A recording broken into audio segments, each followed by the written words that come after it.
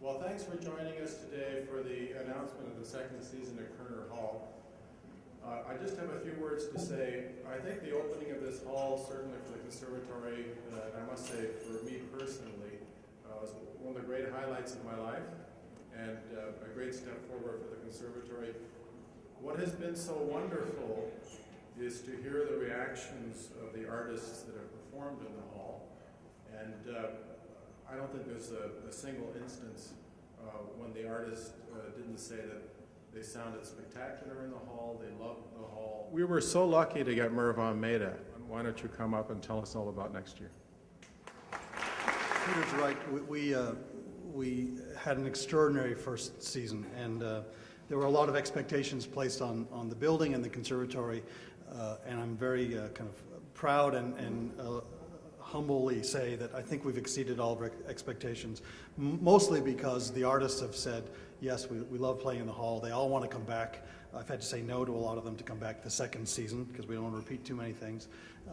But we really, the place has been built with Peter's singular vision over the last 20 years since he's been president of the RCM, and then so many people that have helped him realize that vision, from our staff, from our board, from donors, and now in the last 8 months, 9 months, our ticket buyers and our audiences. Many of you are here today. So we thank all of them for an extraordinary first season. But our opening weekend, we will start off October 14th with Yo-Yo Ma. So Yo-Yo will be our opening night. It is a fundraiser. We'll have a dinner, et cetera, et cetera. Yo-Yo will also be back the following day to do a master class in Kerner Hall for a lot of students from the area. The next night, October 15th, we have the LaFontaine Baldwin Lecture will be delivered by His Highness the Aga Khan. The LaFontaine Baldwin Lecture is one of the most prominent lecture series on issues concerning the public good in Canada, and is presented by the Institute for Canadian Citizenship, a national not-for-profit organization founded and co-chaired by the Right Honourable Adrian Clarkson and John Ralston Saul. Ticket information for this event will not be available until sometime in September, so we'll have that on the website. And the next night we go right to world music with an artist that's making a Canadian debut, Buika, who comes from Equatorial Guinea by way of Mallorca, Spain. And then the following night, our first rental of the year, Esprit Orchestra will kick off their season. We are doing a series, Aspects of Oscar.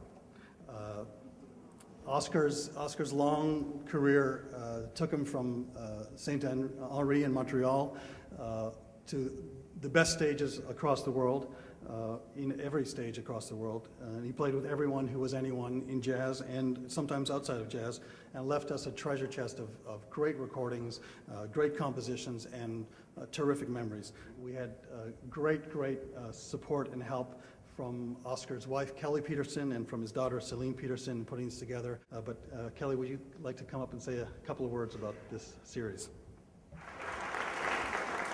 Good morning. Thank you, Mervon. And I must say, when I first found out last year that Mervon was going to be here as executive director and doing the programming, I was thrilled. I knew it could only be good things for Toronto. And I have not been disappointed. The concert hall is amazing. I think, well, I know Oscar would have loved it. And it would have been amazing to be able to hear him play in this hall. But in the meantime, and since we can't do that, we'll have other wonderful music. I'm very excited about this upcoming series, and also many of the other things that are honoring Oscar right now, and it just goes on and on. I'm also really excited that Dave Young will be leading the group for the first as one of Oscar's and my closest friends, dearest friends and supporters throughout his career.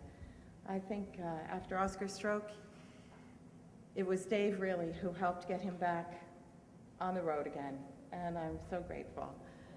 And thank you very much.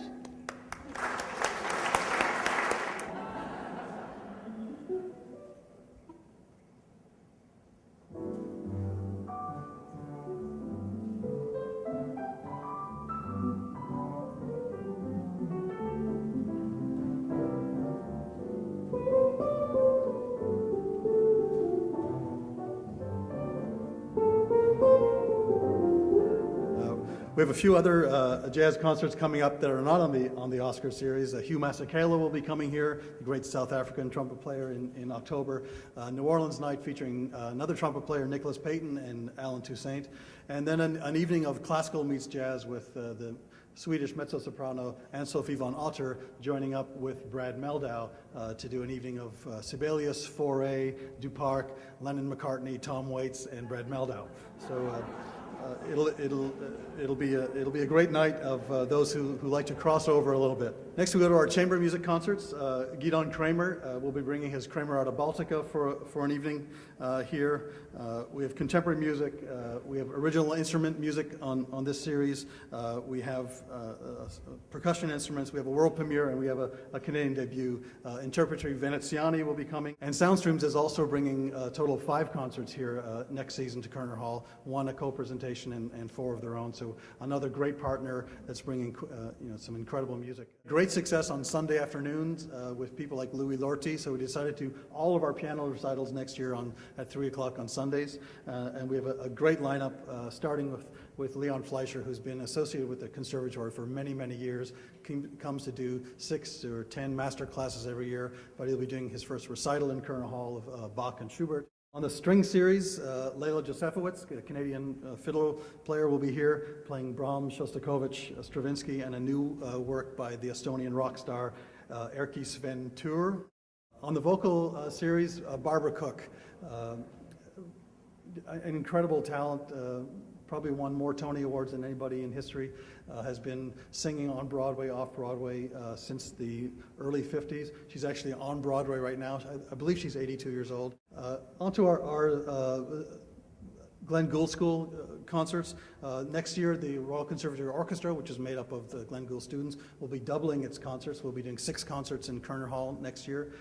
We have Uri Meyer, who's the newly appointed resident conductor of the Glenn Gould School Orchestra. Uri, can you wave in the back? Uri will be doing 3 of the 6 concerts. Please welcome Jennifer and Peter Tiefenbach, a faculty member here, to sing Cecilia by Strauss to kick off the Glenn Gould School Orchestra.